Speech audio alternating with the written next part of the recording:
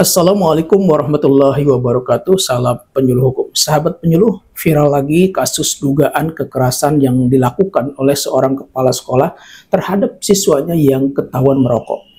Kasus dugaan kekerasan yang dilakukan oleh kepala sekolah ini terjadi di Seman 1 Cimarga, Kabupaten Lebak, Banten. Adapun dugaan kekerasan yang dilakukan oleh kepala sekolah tersebut yaitu berupa kekerasan fisik dengan cara menendang dan menampar siswa.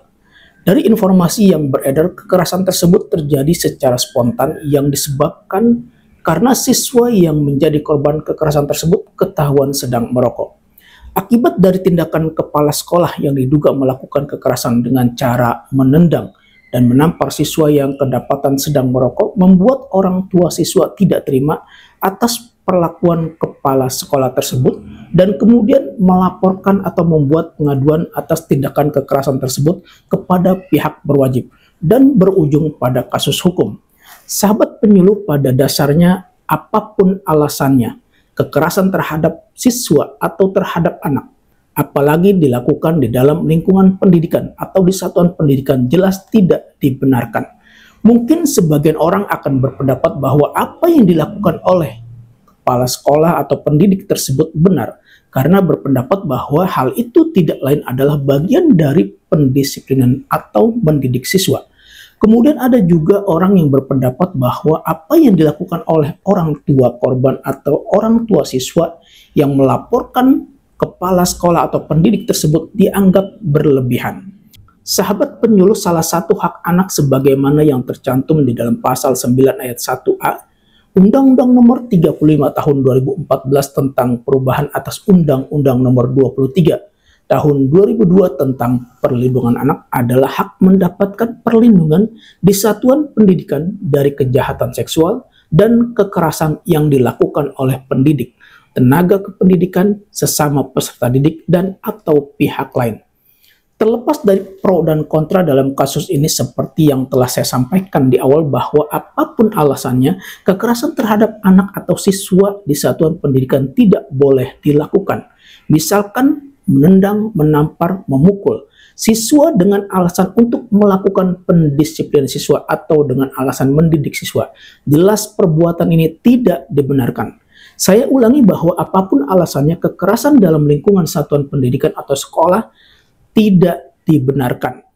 Menurut saya pribadi, masih banyak cara lain yang lebih baik, lebih manusiawi dalam melakukan pendisiplinan atau mendidik siswa yang dianggap bermasalah.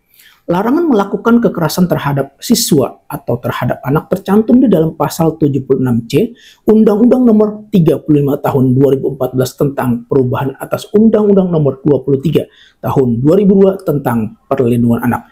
Dalam pasal tersebut dinyatakan setiap orang dilarang menempatkan, membiarkan, melakukan, menyuruh melakukan, atau turut serta melakukan kekerasan terhadap anak. Jadi jelas bahwa berdasarkan aturan ini, kepala sekolah atau pendidik atau guru atau tenaga pendidikan dan setiap orang dilarang melakukan kekerasan terhadap anak.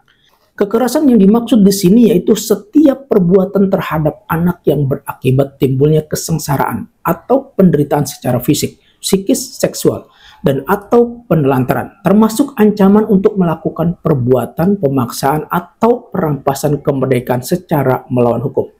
Adapun sanksi bagi kepala sekolah atau pendidik yang diduga melakukan kekerasan fisik dengan cara menendang, menampar, yaitu pidana penjara paling lama 3 tahun 6 bulan dan atau denda paling banyak 72 juta rupiah.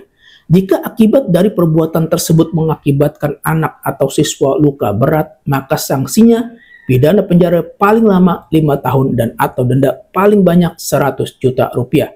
Kemudian jika mengakibatkan korban meninggal dunia, maka pelaku dipidana dengan pidana penjara paling lama 15 tahun dan atau denda paling banyak 3 miliar rupiah.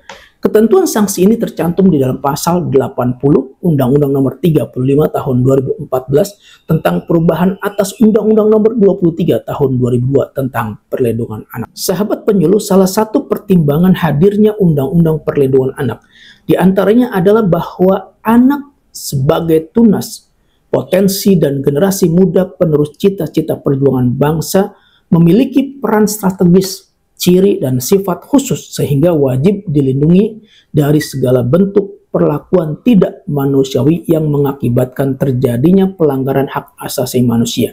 Jadi dari salah satu pertimbangan inilah dibentuk Undang-Undang tentang Perlindungan Anak. Dari kasus ini hendaknya menjadi pelajaran bagi para pendidik atau guru atau tenaga kependidikan dan bagi setiap orang supaya tidak melakukan kekerasan dalam melakukan pendisiplinan siswa. Akan tetapi mencari cara lain, mencari pendekatan lain yang lebih mendidik, lebih bermoral, dan lebih manusiawi dalam melakukan pendisiplinan terhadap siswa yang dianggap bermasalah. Kemudian orang tua siswa juga hendaknya tidak langsung melaporkan atau menyelesaikan kasus ini melalui jalur hukum, akan tetapi hendaknya terlebih dahulu diselesaikan secara kekeluargaan atau musyawarah.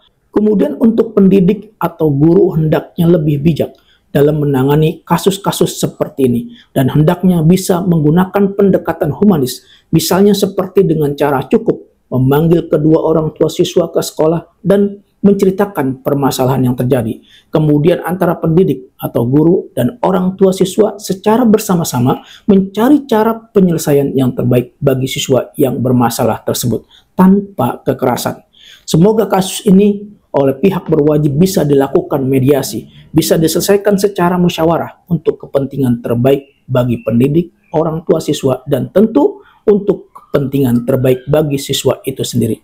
Demikian yang saya sampaikan, semoga ini menjadi pengingat kita semua bahwa apapun alasannya, apalagi dalam dunia pendidikan, dalam lingkungan pendidikan, kekerasan baik dari hukum agama dan hukum negara tentu tidak dibenarkan. Maka dari itu pendidik, tenaga kependidikan dalam melakukan pendisiplinan siswa harus mempunyai strategi yang baik dalam melakukan pendisiplinan siswa yang dianggap bermasalah. Selain itu, keteladanan moral seorang pendidik atau guru juga sangat penting bagi siswa. Guru diharapkan tidak hanya mengajar, akan tetapi juga memberikan teladan kepada siswanya. Wassalamualaikum warahmatullahi wabarakatuh. Salam penyuluh hukum.